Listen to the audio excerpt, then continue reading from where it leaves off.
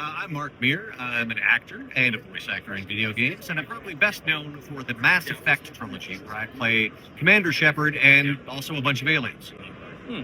Reflecting upon that, there's been a lot of time since Mass Effect has come out, and obviously they're teasing another Mass Effect. Is that of interest to you to come back, as to say? Certainly. Well, I agree, but only under any circumstances. I will say that if I knew anything, I could not say, but I don't know anything.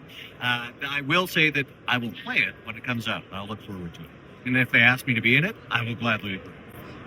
So, can you tell us a bit about your role with Jade Empire? In Jade Empire, I play a number of roles. Zhang the Ox Carrier is one. He's an ogre who is sad because an ox is dead. And I also play the Watcher, who is the guy who guards the Lotus Assassins compound.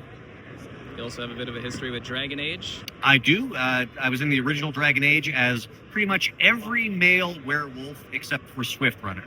I am also elf called Athos. And in subsequent Dragon Age games, I'm probably best known for the role of Jafan, who is a elven sex worker in a bordello. And I have it on good authority that many players choose to sleep with him. And I also play Demon called Hybris, and various other roles that are usually defined by their job, like Lyrium Merchant and Red Templar. So you've had roles over a very long period of time, especially in the gaming industry. How has the performance side of things changed from when you started to more today? Well, for one thing, just in practical terms, we don't kill as many trees. Games like Mass Effect have an incredible amount of dialogue, so we went through many pages of paper script. The recycling bin was always taller than I was at the end of the week. But on subsequent games, we moved on to, working on the iPads, essentially. I'd like to think that we have saved a few forests by doing that. So you end up doing a lot of roles for certain games. How does that sort of happen? Are you just in there for a particular role and then they take you on for other voices, or? It depends. If you've worked with the director or the company before, they'll have certain things in mind. When I was working on Mass Effect, obviously I was cast as Commander Shepard, and I'd been assigned a number of alien roles as well, and sometimes they would just go, oh, we have this mercenary, perhaps you could play him in this scene, and throw in a few lines at the end. In large measure, you audition for your roles, and they will assign them to you. All right, so from a role perspective, you doing the voice work and everything like that, could you tell us a bit about just the behind the scenes on being there, doing the voice in the booth, or have you done motion capture as well? I've done a little bit of motion capture, but mostly I'm doing voice work. And sometimes in the early days, this was before they had all the dots that you put all on your face, they would literally video your face and animate to that.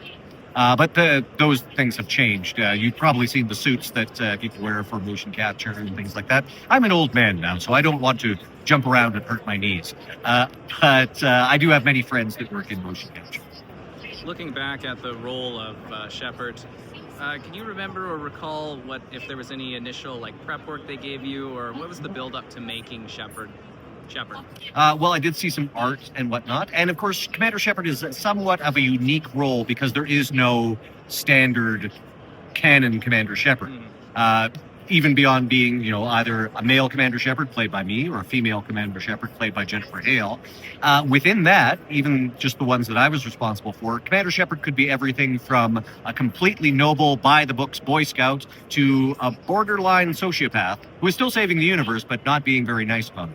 So it's impossible to say what Commander Shepard is. So we had to find the core of the character, what's going to be the same whether you're playing as a Paragon or a Renegade. And the core of Shepard that we discovered with our directors and whatnot is a military officer who's used to giving commands under pressure, and everything else, is mutable. Everything else, whether their morality, their history, everything else could be decided by the player character. So that was a unique challenge. So obviously Mass Effect 3 came to a conclusion a long time ago. What would you say Shepard's lasting impact on that universe would have been over time? Well, probably ensuring that not everyone is turned into a husk or a reaper. So, saving the universe, or the galaxy, anyway. What's it like to see yourself as a game character? Oh, fantastic. I mean, I'll be honest with you. I was a nerd long before I got this gig, so getting to be the main character in a video game was, of course, very, very gratifying. And yes, I did play it as well. And I played as myself. because clearly I'm a narcissist. Also, I just wanted to check my work and get to experience that. A lot of the voice actors I talk to, I ask if they romance themselves. Obviously not applicable here, but a lot of them do go for it. Right. I mean, I don't play any other romanceable characters. Yeah. Sadly, there are no Vorcha romances. These are the Vorcha. I play all of them. You can maybe see why they don't get much romance. It looks charming. Anyways, I'd like to leave a last question for you to just say anything or go over anything I might have missed. No, that pretty much covers it. Well, here's a question. Are you or any of your viewers interested in Dungeons and Dragons? Well, I am a dungeon master for D&D in a castle, which is exactly what it sounds like. It's Dungeons and Dragons played in a real castle in England. And you can go to, I've got it right here, dndinacastle.com. I'll even show you this. There you go. All right. Thank you.